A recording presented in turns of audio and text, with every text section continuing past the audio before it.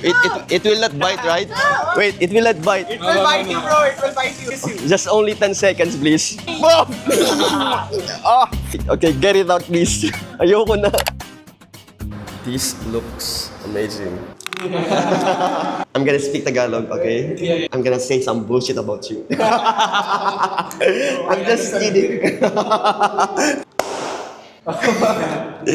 Hi guys, so this is my second day dito sa Siam Reef guys, and nakakilala ako ng mga kaibigan dito, and we decided to travel together. It's Adrian, Matthew, and Nick. So pupunta kami sa floating village ngayon, pero bago kami pumunta doon is kakain muna kami ng lunch, at kukunin ko na tong time na to para makakain ng Indian food kasi first time ko lang guys makakain ng restaurant sa Indian food. Kaya umorder ako ng what do you call this one, bro? South Indian curry. When you say that, it's like more and curry? Yeah, rice and curry basically. Different types. Okay, cool. Oh, I have this one also. Yes. This is for you. Yeah. For me? Yeah. That's too much. Okay, let's try this Indian food. This is same curry, different. So what's your favorite? All? That is one vegetable. Bro, do you want to try it? It's a lot for me. Okay, ito yung rice natin. Nakaiba yung rice nila dito kasi mahaba yung ano niya. Sobrang mahaba yung mga pieces niya. Next, let's try.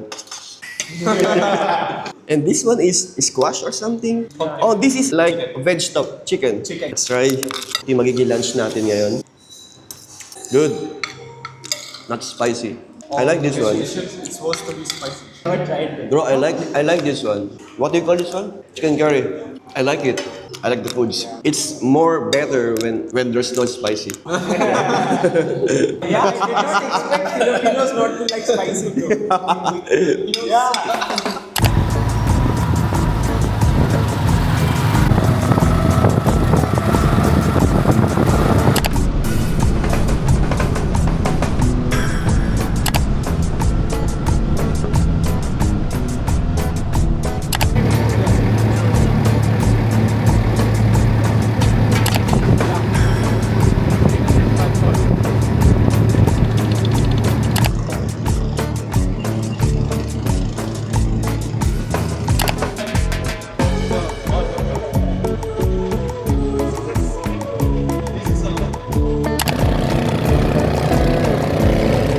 Floating school.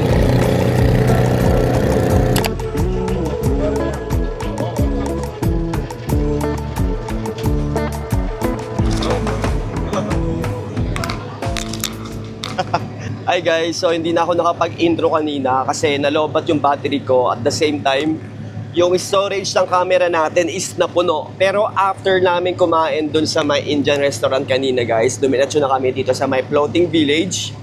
Kasama ko pa rin yung mga kaibigan natin, si Adrian, si Nick, pati si Matthew. So from Indonesia, from India, and from Russia. I'm just kidding, from France. So nandito kami ngayon sa may floating village. Nag-tour kami dito at yung binayaran namin is almost $28 for one boat. So ganito kalaki yung boat guys, small boat lang to. Tapos nag-sharing na lang kami dun sa may $28.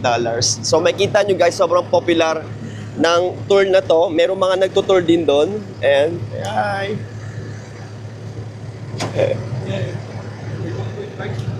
Yes, then the way back. So sobrang popular ng tour na to guys pagdating dito sa may Siam Reef. And from Siam Reef guys, almost 10 minutes yung biyahe namin papunta dito sa may floating village. So hindi masyadong nakakalito guys yung daanan kasi marami na guys sa mga camera natin.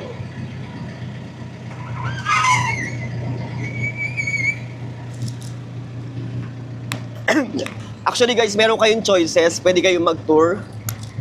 At the same time, pwede kayong mag DIY. Ang ginawa namin, nag-DIY lang kami. And I think mas makakatipid kayo kapag mag-DIY kayo guys. Kasi yung nagastos namin from the center ng Siam Reef guys is $4 papunta dito. Tapos yung ticket namin na $28 for one boat. So, I think nagastos namin is almost 300 to 500 lang per person. And sobrang lawak guys ng floating village na to.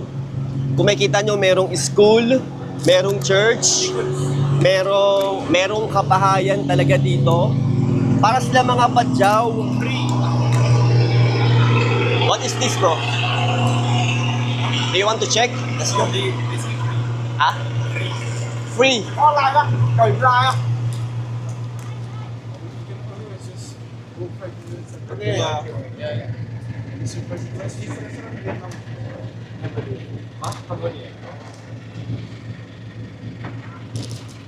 So merong mga souvenir shop dito guys na dinaanan.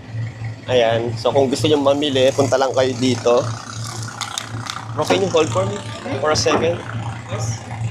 I'm just going to. So meron tayong ano dito guys. Hello. What is this? Souvenir shop? Yeah. Okay. Hello. Hello. So nag-stop over tayo guys dito sa may souvenir shop. And oh my god. Merong buhaya. Oh, wait, you call them buaya? Yes, buhaya, crocodile. Yeah, same. Same buhaya? Yeah, Indonesia? buaya. This is Indonesia. This is Hello. Matthew. We have the same language. Buaya. Bisaya, buhaya? Yeah. Oh, this is what ahas. You want the whole? No. Oh my god. No, Oh, please. what is it? You're Bisaya. Ahas. That's a negative, I. Ox. Ooh. Oh. Is it good? Yeah. Oh, he's looking at you. He's looking at you. You want to kiss you, bro? Kiss. Even his. Oh.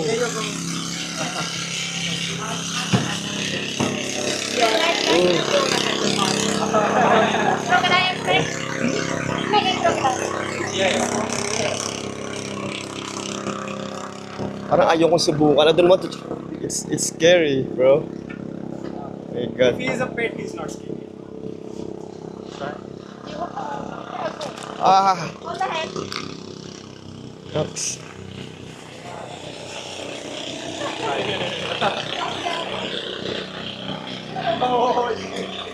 Whoa.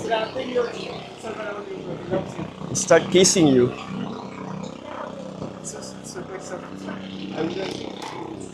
Yeah. At least it didn't try to kiss you, bro. How is it, bro? Good? It's weird texture. I. It will not. This one? No. Not? Really? Left, bro. Not?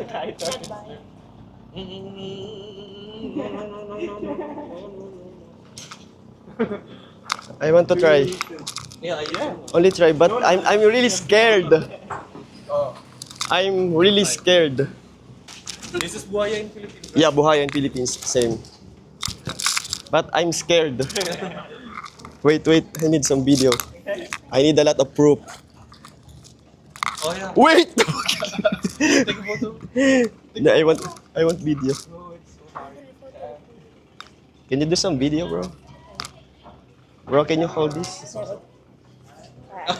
Wait, wait. It will not bite, right? Wait, it will not bite. It will bite you, bro. It will bite you. It will kiss you. Just only 10 seconds, please. 3. Boom!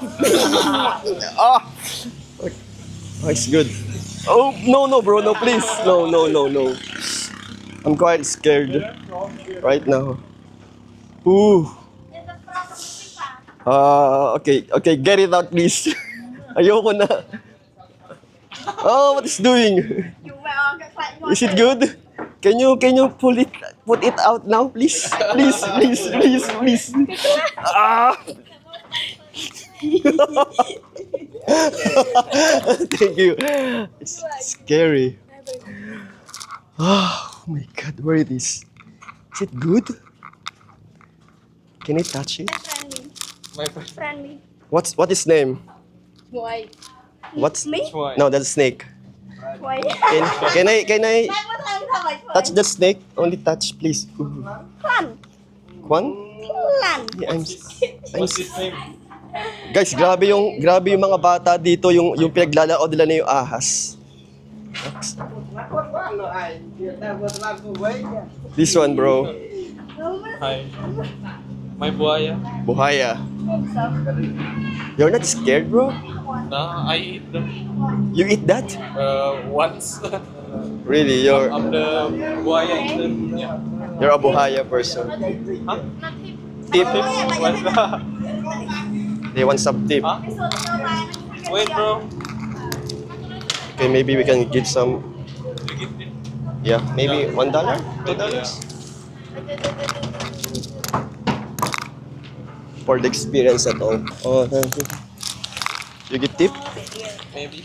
That was the most scariest thing I did in my entire life. Yun yung pinaka nakakatakot na ginawa ko sa buong buhay ko, guys. Sa totoo lang, ayaw ko talaga ng buhay at saka ng aas, pero yeah, akon. Thank you. What is that, raccoon?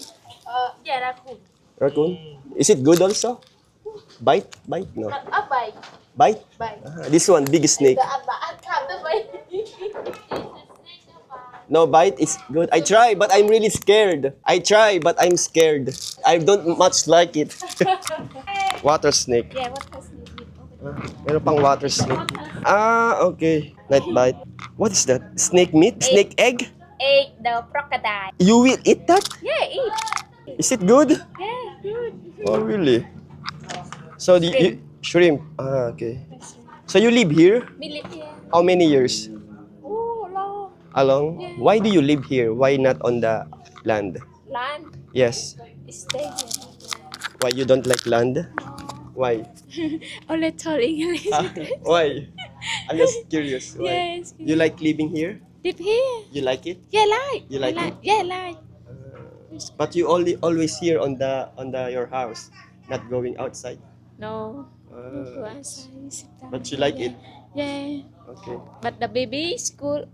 Oh, market. Ah, oh my God. I see the school. Upstairs. Upstairs? School. Over there, school. Okay. Can I go upstairs? Yeah, you see the upstairs. The... So, i-check lang natin guys kung ano meron sa taas. Actually, palobat na ako. Pa-full na yung memory card ko. Di ko alam kung hanggang sa aabot. Pero, ito yung itsura ng taas guys. Ito yung itsura ng village dito. Ayan. So, ayun yung sikat na restaurant guys. Floating restaurant. May mga nagtutur pa rin. Tapos, I think restaurant dito or bilihan ng mga souvenir. Tapos meron kami nakitang church kanina malapit doon. Merong church doon. Tapos meron ding school dito guys. At halos kompleto ang lahat ng nandito. Hindi ko alam kung bakit parang pinipili nilang mamuhay dito. And I think yung kasaysayan kasi nila tsaka yung siguro yung mga ancestor nila is nandito na rin talaga. Kaya mas pinili na lang nila guys na ipagpatuloy kung ano yung nasimulan ng kanilang mga lahi. Tsaka at the same time, dito kasi is yung mga kabuhayan ng mga tao, nandito na, yung pangingisda. Sa lugar na to, hindi ko alam kung may mga isda dito. Kasi yung tubig ng kulay talaga dito, yung kulay ng river dito is sobrang dumi. Pansin nyo, brown na brown. Brown na brown siya, ayan o. Brown na brown. Ganyang kadumi. Ganyang kadumi guys yung tubig dito. So, baba muna tayo guys. Yes, this is Floating Village here in Siam Reap. This is really interesting, kaya puntahan nyo itong lugar na to.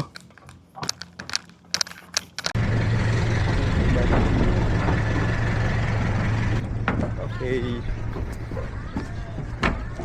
So, kakatapos lang guys ng tour namin. Yung tour na to guys, umabot ng, I think parang almost total in 2 hours. Tapos dito sa left side ko guys, may kita nyo yung mga boat na nirerentahan nila. Hi! Hello!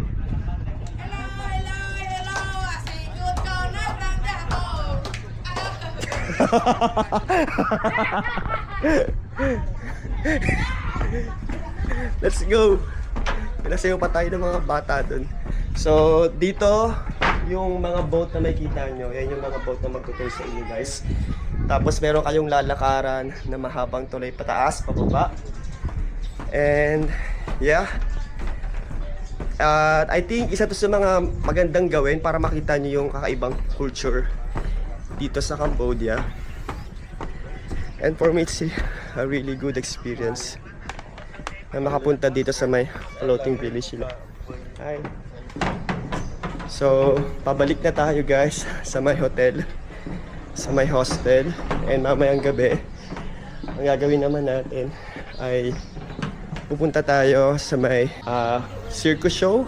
Yes, circus show. Medyo mainit lang yung panahon ngayon kasi dry season.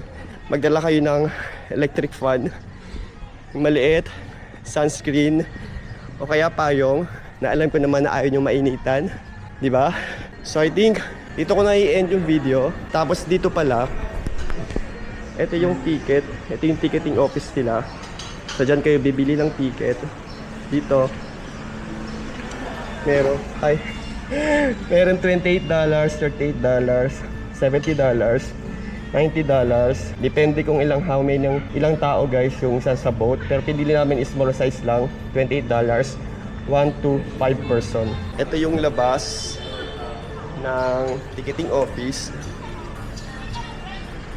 Ito. And tapos kung may kita nyo, kung mararamdaman nyo, sobrang init talaga ngayon dito. Walang puno, walang hangin. May puno, pero hindi ganun kalakas yung hangin ngayon. Nice. Diba? So I think that's it for today. And yeah, thank you for watching guys. See you next vlog. Bye.